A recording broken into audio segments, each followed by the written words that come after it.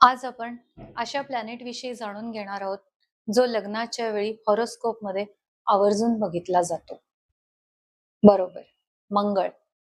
Mars. नवग्रहातला सूर्य, चंद्र ह्याच्यानंतर महत्वाचा तिसरा प्लॅनेट म्हणजे मंगळ. मंगळ आपल्या हा फिजिकल अपिअरन्स दाखवतो, फिजिकल स्ट्रेंथ दाखवतो, आयुष्यातलं रिस्क टेकिंग कपॅसिटी दाखवतो, करेज दाखवतो, ऍडव्हेंचरस ऍक्टिव्हिटी दाखवतो.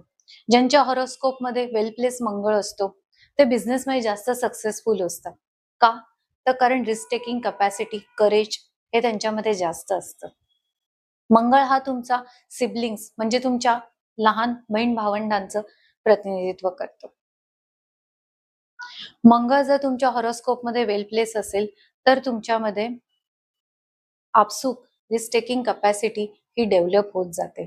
तुम्ही आयुष्यातल्या समस्या, प्रॉब्लेम्स हे धीराने सोडवू शकता.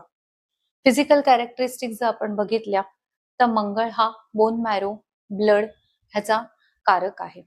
तसंच तो हार्टचे मसल्स रिप्रेझेंट करतो. मंगळ जर हॉरोस्कोप मध्ये वेल प्लेस नसेल, ऍफ्लिक्टेड असेल तर माणूस आयुष्यात कोणत्याही गोष्टी धैर्याने करताना 10 वेळा विचार करतो.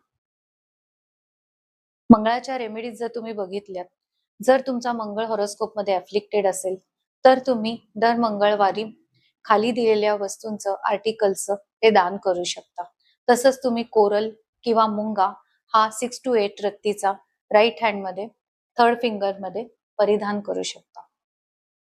किंवा तुम्ही मंगळाचा नवग्रहातला जप हा दररोज 108 वेळा न चुकता करू शकता. तुम्हाला निश्चितच फायदा होईल. जर तुम्हाला हा व्हिडिओ आवडला असेल तर चॅनलला लाईक, शेअर आणि सबस्क्राईब करा.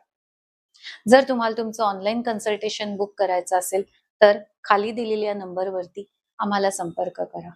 आमची टीम तुम्हाला त्वरित रिप्लाय करेल आणि त्याद्वारे आपण आपलं ऑनलाईन कन्सल्टेशन हे पुढे नेऊ शकतो.